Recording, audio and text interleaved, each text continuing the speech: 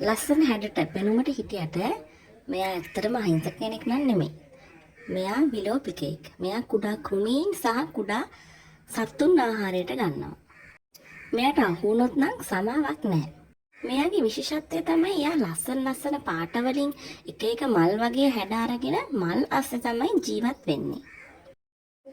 මෙයා එක එක පාට වලින් හැඩ වලින් ඉන්න හින්දා එයාට පුළුවන් එයාව එයාව ගොදුරු කරගන්න එන විලෝපිකයන්ගෙන් බේරිලා පඳුරු අස්සේ හරි මල් අස්සේ හරි හැංගිලා ඉන්න. ඒ වගේම ඒ වාස්සේ හැංගිලා ඉඳමින් එයාට කන්න පුළුවන් අය. ඒ කියන්නේ කෘමීන්, පණුවෝ සහ කුඩා සත්තුන්ව ආහාරයට ගන්නත් එයාට හැකියාවක් තියෙනවා. ඒගොල්ලන්ව රවට්ටලා. මොකද මලක් ගාව මෙයා හිටියොත් කෘමීන්ට පේන්නේ නැහැ. එයා මලක් වගේ හින්දා. තමන් ඉන්න පරිසරයට හැඩ ගැනීමට අපි කියනවා අනුවර්තනය දැක්වීම කියලා. ඉතින් මේ වන්දා අපිට පරිසරයේ හමු වෙන හොඳම අනුවර්තනය දක්වන සතෙක් තමයි. මෙයා ඕකිඩ් මලේ හැඩයට ඉන්නවා, ලස්සන වෙනත් මල් හැඩයට ඉන්නවා, එක එක පඳුරු වල දුඹුරු පාට හැඩේ නාරටි වගේ ඉන්නවා, තවත් කොළ වගේ හැඩවලට ඉන්නවා. ඉතින් මෙයාව අඳුනගන්න හරිම අපහසුයි. ඉතින් ගොඩක් අහිංසක කෘමීන් සහ අනිකුත් කුඩා සතුන් ගොඩක් මෙයාට රැවටිලා තමන්ගේ ජීවිතය අවසන් කරගන්නවා. සත්ව ලෝකේ තවත් විශේෂ දෙයකට මේ වන්ද ප්‍රසිද්ධයි.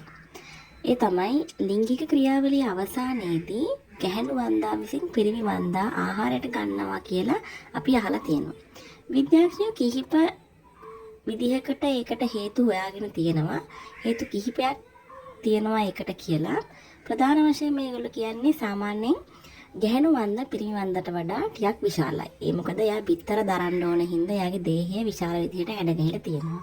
ඒ හින්දා එයාට ලිංගික ප්‍රජනනයේ හමුවේදී ඇතිවන බඩගින්න නිවා ගැනීම සඳහා පිරිමි වන්දාගේ හිස ආහාරයට ගන්නවා. අනිත් එක තමයි බිත්තර නිපදවීමට සහ බිත්තර දරාගෙන ඉන්න කාලය ඇතුළත එයාට අවශ්‍ය කරන පෝෂණය ලබා ගැනීම සඳහා මේ වන්දව ආහාරයට පිරිමි වන්දාව ආහාරයට ගන්නවා කියලා. ඉතින් ওই දෙක තමයි සාමාන්‍ය ප්‍රධාන විදිහටම වන්දා ගැහැණු වන්දා විසින් පිරිමි වන්දාව ආහාරයට ගැනීමට හේතු විදිහට විද්‍යාඥයෝ දක්වලා තියෙනවා. කොහොම හරි ලිංගික ක්‍රියාවලිය අවසානයේදී හැම පිරිමි වන්දෙක්ම ජීවිතයෙන් සමුගන්නවා ගැහැණු වන්දාට ආහාරයක් සපයලා. මේ හැසිරීම අපිට මකුළුවන්ගේ දකින්නට පුළුවන් බව විද්‍යාඥයෝ තහවුරු කරලා තියෙනවා. ඉතින් ලස්සනට හැලට හිටියට ඇත්තටම මේ වන්දගේ හැසිරීම නම් හරිම අමුතුයි කියලා ඔයාලට හිතෙනව නේද?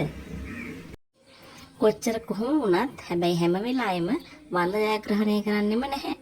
මේ තියෙන්නේ මකුළුවෙක් විසින් වන්දෙක්ව ගොදුරු කරගත්ත අවස්ථාවක්. ඉතින් ඔය වගේ හැම වෙලාවෙම වන්ද විතරක් නෙමෙයි පරිසරයේ අනිකුත් සත්තුත් වන්දව ආහාරයකට ගොදුරු කරලා ගන්නවා. ඔය විදිහට තමයි පරිසරයේ සමතුලිතතාවය ආරක්ෂා වෙන්නේ.